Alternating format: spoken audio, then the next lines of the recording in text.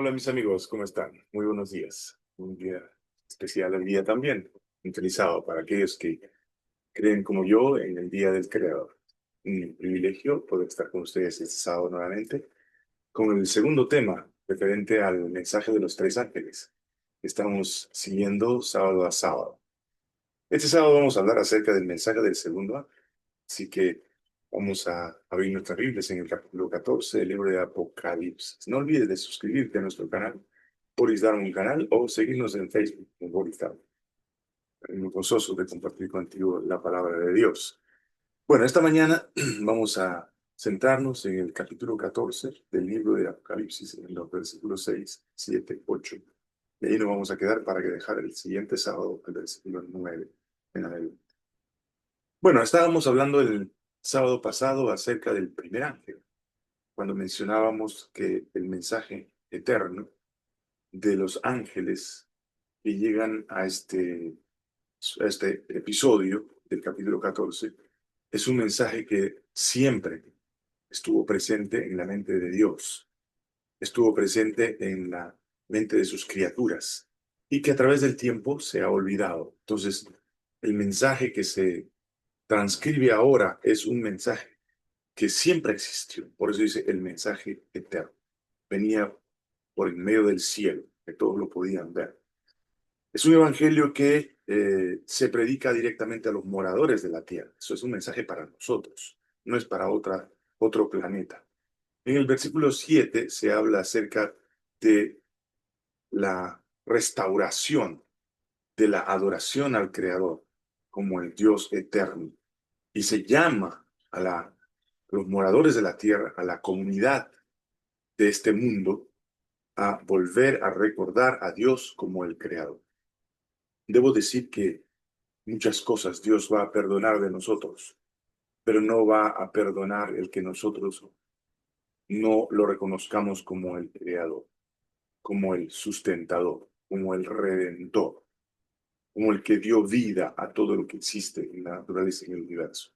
Eso es algo sumamente importante. Hay episodios en la Biblia donde el tema de la adoración ha sido muy castigado por Dios. El caso de los hijos del sacerdote que entraron al templo borrachos, ¿no? Se abrió la tierra y los tragó, etcétera, así como eso, ¿no?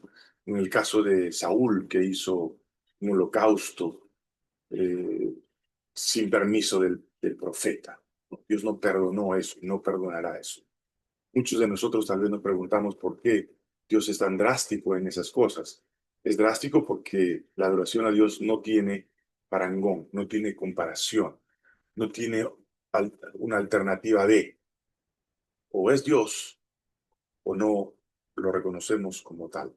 Por eso, en el mensaje del primer ángel, el llamado a la tierra es: temed, dadle gloria a aquel que hizo todo lo que existe, al Creador, porque Él es el Creador.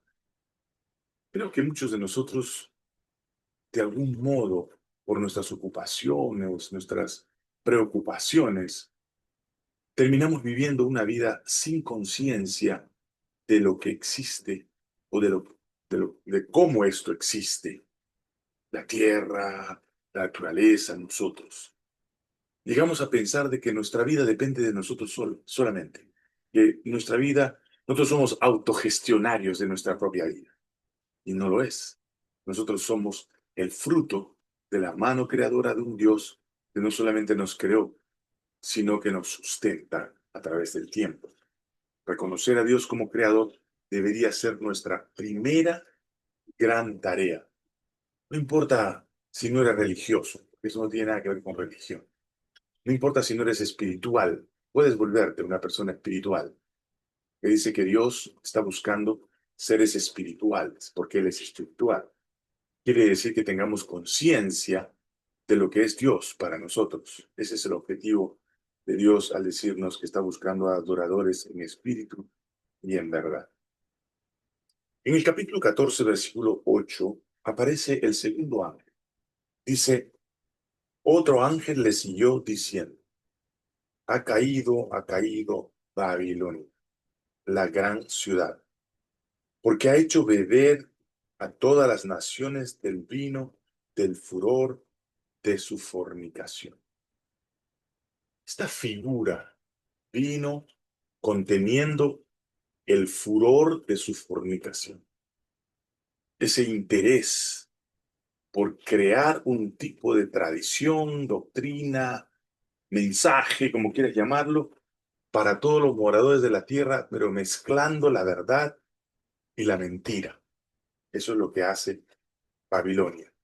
Por eso Babilonia es considerada el símbolo de pecado, símbolo de desobediencia, es símbolo de maldad, es símbolo de contrariar todo aquello que Dios establece como puntos de su reino, como hacer exactamente lo contrario de lo que Dios ordena. Babilonia es la que se cree todo, pero es nada, porque finalmente su caída es inminente. Y cuando hablamos de Babilonia, está en el contexto de la confusión, confusión de pensamiento, confusión de doctrina, confusión de todo, porque Babilonia es considerada en la palabra de Dios como aquella gran ciudad que era hermosa, era grande, era majestuosa, pero al mismo tiempo era pagana. Adoraba a otros dioses, a todos los dioses que se le podían imaginar, ellos adoraban. Mezclaban la verdad de Dios, del Creador, con la verdad de sus tradiciones, de sus prácticas, de sus pecados. Era la ciudad que representaba la maldad en su más alta, en alto nivel de maldad, valga la redundancia.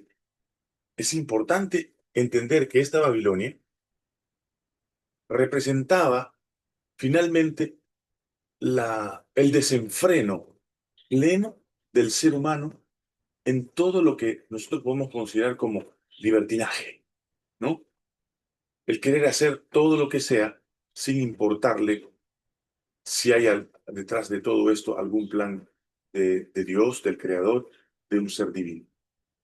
Entonces Babilonia es considerada la rebelde, la que se rebela contra todo lo que se llame Dios, porque cree en sí misma tener el poder y la capacidad de sobrevivir a toda circunstancia. En la historia de la Biblia encontramos a Nabucodonosor como el constructor, el genio constructor de Babilonia. Tanta era, o tanto era su poder, tanta era su influencia en el mundo conocido de ese tiempo, que se consideraba el, el, el poder más alto, más sempiterno, podríamos llamarlo, de la tierra. Así se consideraba Babilonia. Un lugar realmente maravilloso, pero al mismo tiempo llena de orgullo, de egoísmo, por su gran poder sobre la tierra. Cuando el rey Nabucodonosor conquistaba a los pueblos y los llevaba como esclavos, hacía con ellos lo que bien le placía, hacía con ellos lo que le parecía.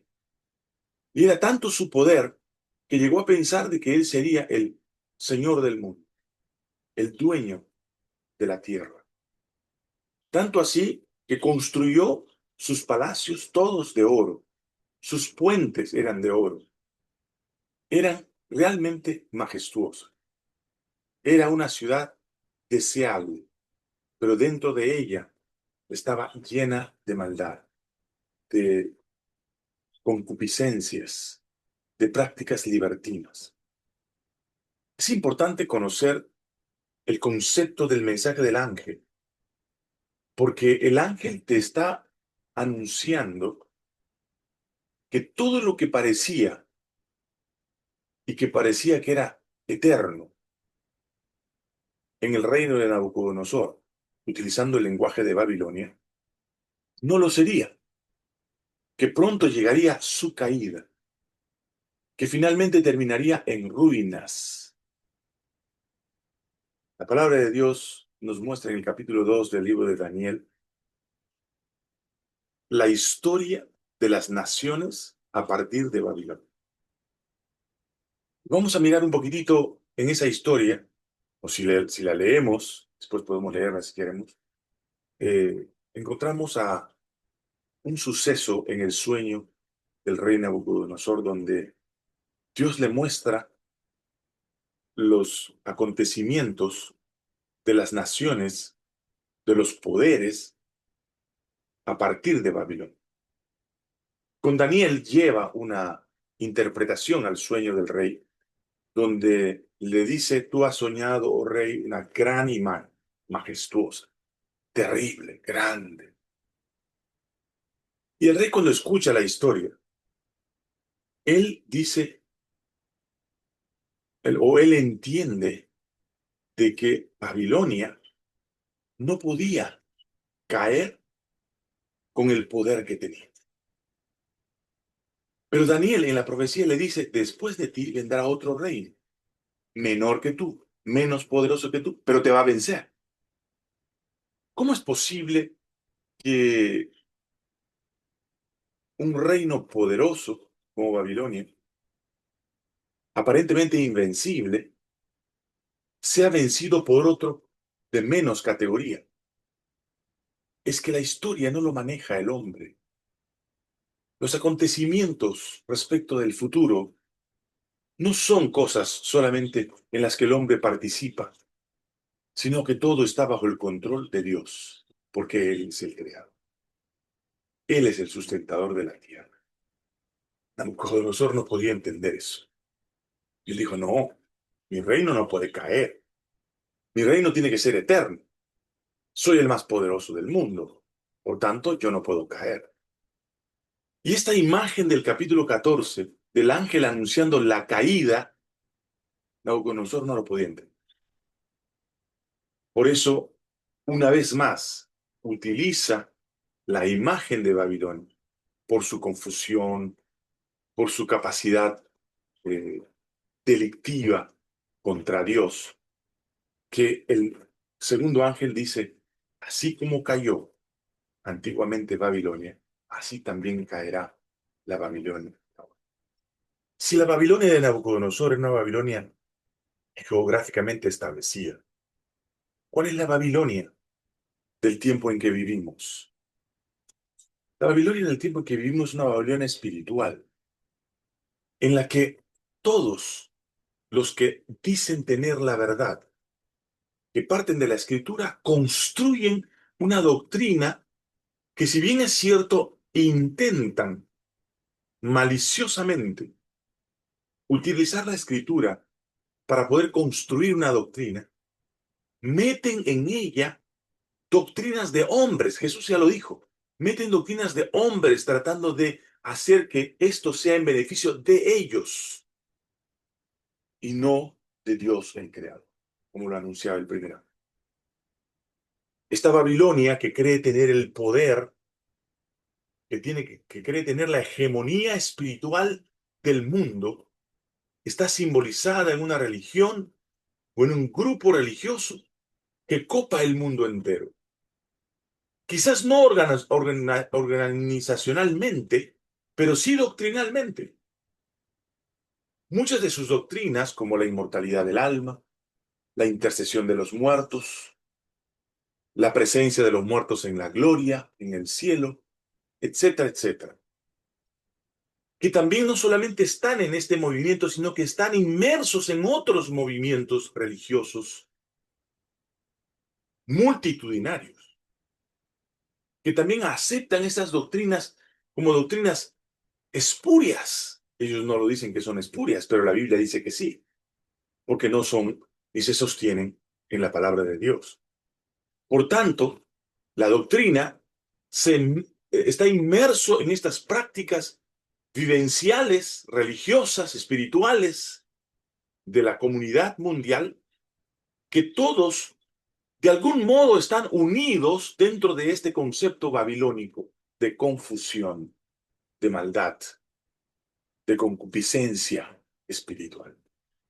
Tanto así que creen tener el poder para coexistir de manera perpetua. Sin embargo, el ángel segundo anuncia la caída de Babilonia, porque metió en la mente de la gente su doctrina fornicada. ¿Qué significa fornicar? Es como cuando tú al vino le pones un poco de agua. Eso se llama fornicación. Quitarle la pureza del vino en la copa. Y utiliza la imagen de la copa para decir que ha hecho beber a las naciones, a todas. Ha hecho beber el vino del furor de su fornicación. Tú me querrás decir, ¿por qué no dices qué religión es? Bueno, la tendencia bíblica y las interpretaciones bíblicas nos llevan directamente al papado, al movimiento religioso dirigido por el Papa a nivel mundial. No, pero eso no es posible, dirás tú. No, sí, sí es posible. Tenemos fotos de los años 2017, 2018, 2019, donde el Papa lidera un pensamiento religioso en todas las naciones. Los reúne en el Vaticano. ¿Por qué allí? ¿Por qué no en otro, en otra mezquita? ¿Por qué tiene que ser en Roma? Algo tiene que ver con la razón que dice la Biblia, que va a convocar al mundo entero para que ésta, también es significado en otros capítulos como la bestia del Apocalipsis, pueda tener dominio en el mundo y controlar o querer controlar la conciencia de toda la humanidad. Este poder que aparentemente es un poder tan grande, que aparentemente nunca tendrá caída, que aparentemente se va solidificando, se va afirmando cada vez más en las comunidades, un día la palabra de Dios dice caerá. ¿Por qué? Porque no tuvieron en la copa para beber de su doctrina un mensaje puro de la palabra de Dios. Un mensaje que certifique que Dios es el creador, que certifique que Él es el que sostiene esta tierra, este universo, que no somos los seres humanos la solución del problema del pecado y de la maldad en el mundo, que es el Hijo de Dios, el que tomó el poder, el que viene para resolver los problemas de este mundo para siempre. Como es un mensaje eterno, de la eternidad de Dios, de su permanencia, de su capacidad de ser Dios y no tener ni principio ni fin. Así también Dios un día destruirá para siempre todo aquello que va en contra de su verdad, de la pureza de esa verdad que en su palabra nos ha dejado,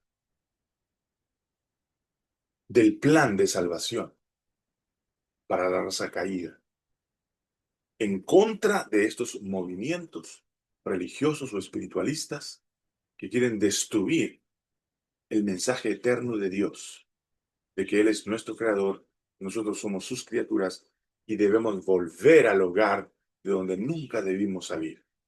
Ese hogar del Edén que Dios había preparado para cada uno de sus hijos, para ser felices y felices plenamente, según el mensaje de la palabra de Dios. Ha hecho beber a las naciones el vino del furor de su fornicación. La verdad de la Biblia ha sido adulterada con la tradición. Y esa tradición, la Biblia lo llama enseñanza de hombres, enseñanza de maldad, vestida de verdad. Ese vino de la fornicación que da a beber Babilonia a todas las naciones es la confusión de quién realmente es Dios, porque no puede el ser humano que acepta ese tipo de prácticas, no puede concretar en su mente al verdadero Dios. Voy a mostrar una pequeña confusión, por ejemplo, que se muestra en su doctrina. Si tú rezas el Padre Nuestro, la Ave María, vas a encontrarte ahí, hay contrariedades. Por ejemplo, ellos dicen que Jesús viene a juzgar a los vivos y a los muertos en su oración. ¿Pero qué va a juzgar Dios a los vivos, a los muertos? Y cuando uno muere, si ha sido bueno, se va a la gloria. Está con el Señor, ya está con Dios, dicen cuando una persona se muere. Cuando una persona ha sido mala según los conceptos humanos, se va al infierno y está con el diablo. Si ya están juzgados, si ya están ellos donde deben estar, ¿para qué? Entonces decimos en la oración que vendrá a juzgar a vivos y a los muertos. ¿No es eso una confusión? ¿No es una confusión acaso decir que los muertos cuando mueren pasan a mejor vida? ¿Por qué tenemos que gastar tanto dinero en cuidar a los enfermos si ellos después de morir van a mejor vida? ¿No te parece eso una confusión? ¿No te parece una confusión que Dios haya establecido el día de la creación del sábado como día de recordatorio de su creación y de Él como creador y tener que tener otro día en conmemoración de algo que no necesariamente lo es ni la Biblia lo afirma? Así como eso hay una cantidad de confusiones. Confusiones tales que fornican la verdad con sus prácticas y tradiciones de tal modo que destruyen la imagen real de un Dios creador y sustentador como es nuestro Dios. Por esa razón, el mensaje de los ángeles va llegando a toda la tierra para que haga un llamado a volver a Dios, a volver a temer a Dios y darle gloria porque la hora de su juicio ha llegado. Ha llegado el momento en el cual el Señor va a pedir cuenta de qué es lo que creímos respecto de Él, qué es lo que nosotros vivimos en nuestra experiencia de criaturas dependiendo del Creador. Este mensaje lo que hace simplemente es llamar la atención a nuestro corazón para que aprendamos a vivir confiados en el amor y la protección divina, de tal modo que Él siempre sea nuestra razón de ser, porque Él es nuestro Creador. Babilonia caerá, mas los hijos de Dios resplandecerán como aves y volarán y serán para siempre, eternamente, hijos de Dios, protegidos y viviendo al lado del Creador. Ojalá que este deseo pueda también ser el tuyo y que este mensaje pueda llegar a tu corazón. Vamos a hacer una oración. Amado Padre que estás en los cielos, damos gracias porque tú eres nuestro Dios. Sabemos que somos seres perfectos, pero tú nos ayudas a ser instrumentos para poder reflexionar respecto a quién tú eres, qué plan tienes para nosotros. Bendícenos en este día, para escuchar tu palabra podamos producirla en nuestro corazón y hacerla nuestra, para que no vuelva a ti vacío. Si este mensaje también ha llegado a algún corazón, bendícelo, para que puedan confiar en tus promesas, de que vienes pronto, que Babilonia caerá, pero que tú serás finalmente el eterno, quien debemos adorar y temer. En tus manos nos encomendamos esta mañana, por los méritos de nuestro Señor Jesucristo. No te olvides, si te gusta este mensaje, puedes seguirnos en YouTube, suscríbete y aprieta la campanita para que puedas tú también recibir los mensajes que nosotros dejamos ahí. Si puedes compartir con otras personas, te lo agradecemos. Que Dios te bendiga. Un servidor, Boris Dar. Nos vemos.